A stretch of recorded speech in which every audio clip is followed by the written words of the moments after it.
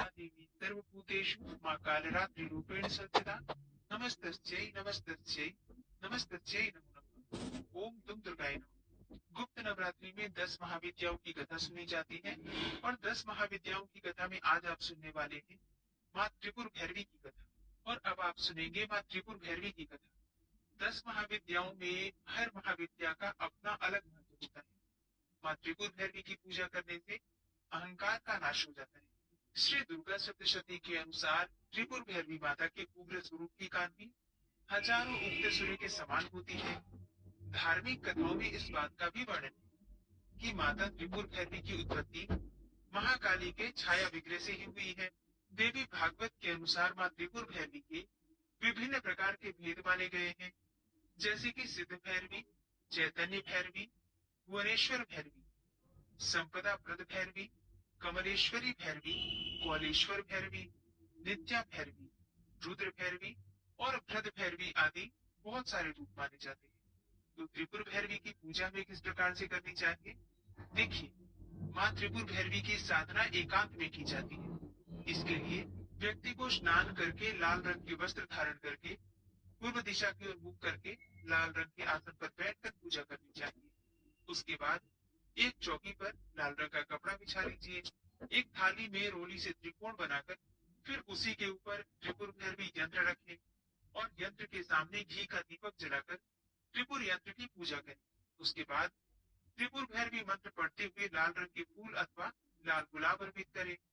गुलाब या फिर चमेली का इत्र भी चढ़ाना आवश्यक होता है। इसके साथ ही पूरे नियम के साथ, विधान के साथ मंत्र और संकल्प सीधे हाथ में जल लेकर करें और फिर मंत्रों का जप करें। मान्यता के अनुसार माँ त्रिपुर भैरवी की पूजा करने वालों को विभिन्न प्रकार के रोगों से मुक्ति मिल जाती है। करियर और कारोबार में वृद्धि होती है।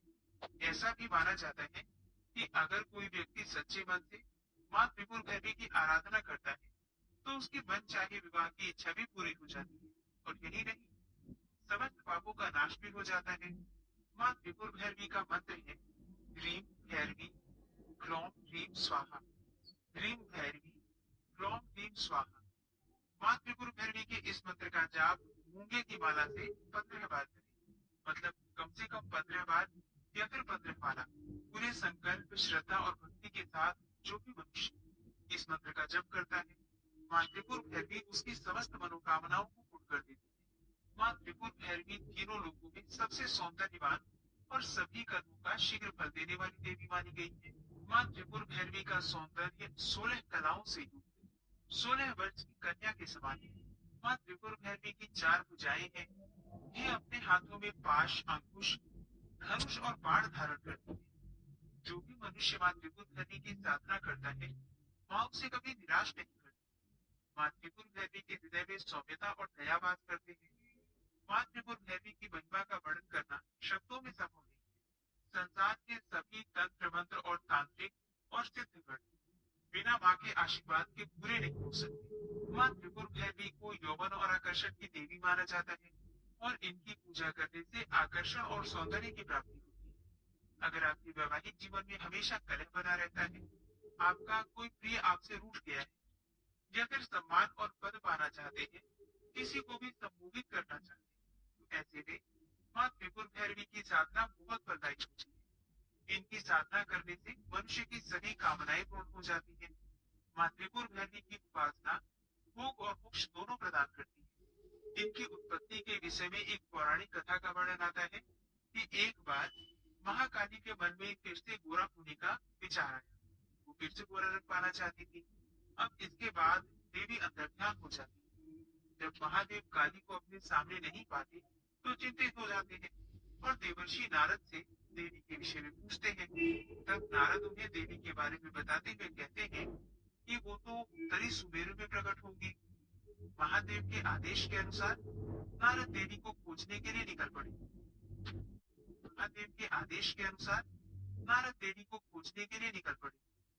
उत्तरी सुमेरु पहुंचने पर नारद ने देवी के सामने महादेव से विवाह करने का प्रस्ताव रखा।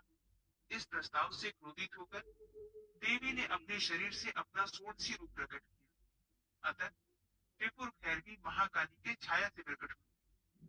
रुद्रामल तंत्र के अनुसार सभी 10 महाविद्याएं भगवान शिव की ही शक्तियां हैं और देवी भागवत के अनुसार माँ त्रिपुर भैरवी महाकाली का ही रौद्र रूप है।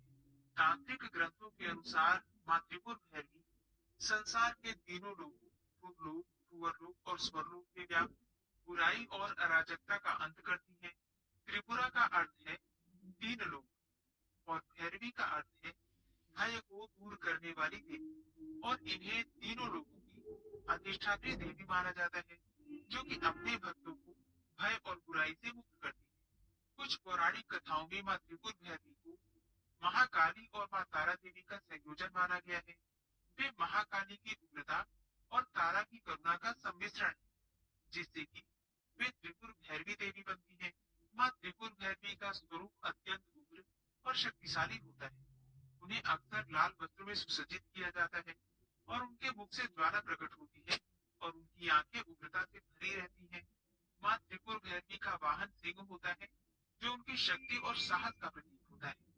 माँ त्रिपुर भैरवी अपने शत्रुओं का नाश करने और अपने भक्तों की रक्षा करने के लिए सदैव तत्पर रहती है और इसलिए तांत्रिक साधक उनके मंत्रों और यंत्रों का उपयोग करके विशेष सिद्धियां प्राप्त करते हैं। तो प्रेम से जयकारा लगाइए माता त्रिपुर भैरवी की जय। और अब सुनते हैं माँ कात्यायनी की कथा। भगवती जगदम्बा दुर्गा का छठा स्वरूप मानी जाती है माँ कात्यायनी और माँ पार्वती का ही दूसरा नाम है कात्यायनी। माँ कात्यायनी के विषय में स्कंद पुराण में उल्लेख मिलता है कि वे परमेश्वर के नैसर्गिक क्रोध से उत्पन्न हुई जिन्होंने देवी पार्वती द्वारा दी गई सिंह पर आरूढ़ होकर महिषासुर का वध किया था। माँ कात्यायनी को शक्ति की आदि रूपा कहा गया है। जो साधक माँ की आराधना करने में अपना सर्वस्व निछावर कर देता है मतलब उनके चरणों में अपने आप को सर्वस्व निवेदित कर देता है, परिपूर्ण आत्मदान करने वाले ऐसे भक्तों को सहज भाव से माँ के दर्शन प्राप्त हो जाते हैं। माँ दुर्गा का नाम कात्यायनी कैसे पड़ा, इसके पीछे एक पौराणिक कथा है। कत नामक एक प्रसिद्ध महर्षि थे, उनके पुत्र ऋषि कात्य हुए। इन्हीं कात्य के गोत्र में विश्व प्रसिद्ध महर्षि कात्यायन उत्पन्न हुए थे। इन्होंने भगवती पराम्बा की उपासना करते हुए बहुत वर्षों तक बड़ी कठिन तपस्या की। उनकी इच्छा थी कि माँ भगवती उनके घर पुत्री के रूप में जन्म लें। माँ भगवती ने उनकी ये प्रार्थना स्वीकार कर ली।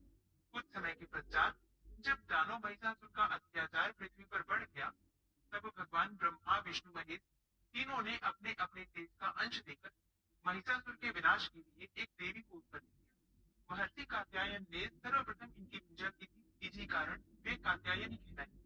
पुराणों में एक ऐसी कथा भी मिलती है कि ये महर्षि कात्यायन के यहाँ पुत्री के रूप में उत्पन्न हुई थी। आश्विन मास की कृष्ण पक्ष की चतुर्दशी को जन्म लिया, फिर शुक्ल पक्ष की सप्तमी, अष्टमी और नौमी तक 3 दिनों तक इन्होंने कात्यायन ऋषि की पूजा ग्रहण करके दशमी को महिषासुर का वध किया था। माँ कात्यायनी अमोघ फल देने वाली है। भगवान कृष्ण को पति रूप में पाने के लिए जब ब्रज की गोपियों ने इन्हीं की पूजा की थी तो कालिंदी यमुना के तट पर की थी। वे ब्रज मंडल की अधिष्ठात्री देवी के रूप में प्रतिष्ठित है। माँ कात्यायनी का स्वरूप अत्यंत चमकीला और भास्वर है। इनकी 4 भुजाएं हैं। माँ कात्यायनी का दाहिनी तरफ का ऊपर वाला हाथ अभय मुद्रा में तथा नीचे वाला हाथ वर मुद्रा में है। बाई तरफ के ऊपर वाले हाथ में तलवार है और नीचे वाले हाथ में कमल का पुष्प सुशोभित है। इनका वाहन सिंह है। माँ कात्यायनी की भक्ति और उपासना द्वारा मनुष्य को बड़ी सरलता से अर्थ, धर्म, काम और मोक्ष चारों फलों की प्राप्ति हो जाती है और ऐसा साधक इस लोक में स्थित रहकर भी अलौकिक तेज और प्रभाव से युक्त हो जाता है। नवरात्रि की षष्ठी तिथि के दिन प्रातःकाल जल्दी उठकर नित्य कर्मों से निवृत्त होकर स्नान करके और माँ कात्यायनी की पूजा करनी चाहिए। सबसे पहले भगवान सूर्यदेव को जल अर्पित कर लीजिए। उसके बाद अपने घर के मंदिर में माँ को जहाँ पर आपने स्थापित किया है वहां पर धूप दीप प्रज्वलित करके विधि विधान से माँ की पूजा कीजिए। माँ का प्रिय पुष्प है लाल, गुड़हल और गुलाब का पुष्प। इसके अलावा आप चाहें तो पीले पुष्प भी अर्पित कर सकते हैं जैसे कि गेंदे के पुष्प। माँ का प्रिय रंग है लाल और पीला। इनमें से किसी भी रंग के वस्त्र धारण करके माँ की आप आराधना कर सकते हैं। और नवरात्रि की षष्ठी तिथि पर माँ कात्यायनी को शहद का भोग अर्पित करने से मन वांछित फल की प्राप्ति होती है। इसके अलावा आप चाहे तो फलों का भोग भी लगा सकते हैं, सफेद मिठाइयों का भोग लगा सकते हैं, जो भी आपके पास उपलब्ध हो। लेकिन शहद का भोग अवश्य लगाना चाहिए। शहद का भोग लगाकर आप प्रसाद स्वरूप परिवार के सभी सदस्य ग्रहण कर सकते हैं, चाहे तो किसी ब्राह्मण को दान कर सकते हैं। विधि विधान से माँ की पूजा कीजिए, मंत्रों का जप कीजिए। मंत्र कौन से हैं जिनका आज हमें जप करना चाहिए? या देवी सर्वभूतेषु माँ कात्यायनी रूपेण संस्थिता नमस्तस्यै नमस्तस्यै नमस्तस्यै नमो नमः।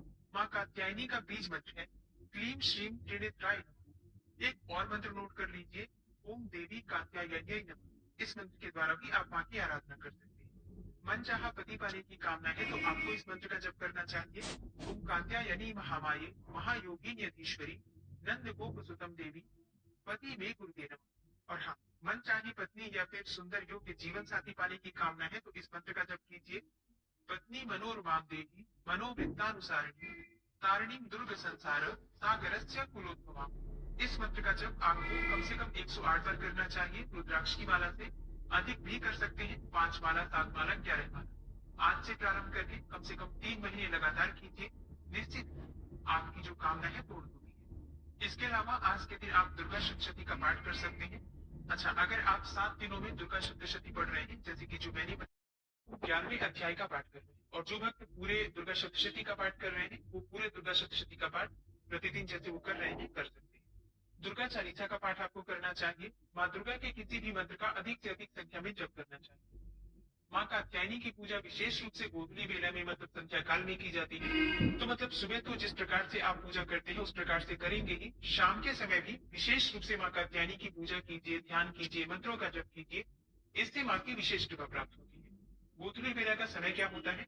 संध्या काल का समय, जिस समय में आप अपने घर में दिया बाती करते हैं, दीप प्रज्वलित करते हैं, वही समय, उसी समय को गोधूली बेला कहा जाता है। इस समय में माँ कात्यायनी को जो भक्त सच्चे मन से याद करता है उसके रोग शोक संताप भय आदि सर्वथा विनष्ट हो जाते हैं। जन्म जन्मांतर के पाप कर्म समाप्त हो जाते हैं और मन चाही कामना पूर्ण हो जाती है। तो विशेष पूजा गोधूली बेला के समय में। वैसे सुबह आप जिस प्रकार से मैंने पूजा विधि बताई है, सुबह की पूजा भी आपको उसी प्रकार से करना है। और अब आप सुनेंगे कात्यायनी माता की आरती और क्षमा प्रार्थना। ओम जय कात्यायनी माँ, मैया जय कात्यायनी माँ, पूजन तेरा करते दया मानित करना। मैया जय कात्यायनी माँ, उमा पार्वती गौरी दुर्गा तुम ही हो माँ। मैया दुर्गा तुम ही हो माँ, चार भुजाधारी माँ, गावे तेरी महिमा। मैया गावे तेरी महिमा। मैया जय कात्यायनी माँ, महिषासुर को मारा, देवों को अभय दिया। मैया ने देवों को अभय दिया, आया जो तुम्हारी शरण माँ, कष्टों से दूर किया। मैया ने कष्टों से दूर किया। ओम जय कात्यायनी माँ, शेर सवारी तुम्हारी, पुष्प खड़ग सोहे। मैया पुष्प खड़ग सोहे, अभय दान देती माँ, छवि अति मन मोहे। मैया की छवि अति मन मोहे। मैया जय कात्यायनी माँ, ब्रह्म स्वरूपा माता, दोषों से मुक्त करो, हमें दोषों से मुक्त करो। दुर्गुण हर लो माता, भक्तों पे दया करो। मैया भक्तों पर दया करो। जय कात्यायनी माँ, मैया जय कात्यायनी माँ। छठवें नवरात्रि में पूजे जन माता, मैया को पूजे जन माता। गोधूली बेला है पावन, ध्यावे जो सुख पाता। मैया को ध्यावे जो सुख पाता। मैया जय कात्यायनी माता, हम अज्ञानी है मैया, ज्ञान प्रदान करो, हमें ज्ञान प्रदान करो। कब से तुम्हें पुकारे माता, दर्शन दो। मैया हमको दर्शन दो।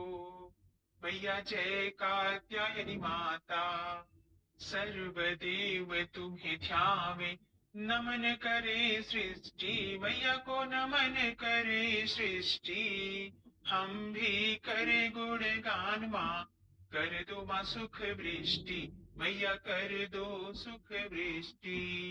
मैया जय कात्यायनी माँ, कात्यायनी मैया की आरती नित्य गाओ। भक्तों आरती नित गाओ, भरेंगी माँ भंडारे, चरणों में नित आओ, भक्तों चरणों में नित आओ। ओम जय कात्यायनी माँ, मैया जय कात्यायनी माँ, पूजन माँ तेरा करते, दया मानित करना, हम पे दया मानित करना। ओम जय कात्यायनी माँ।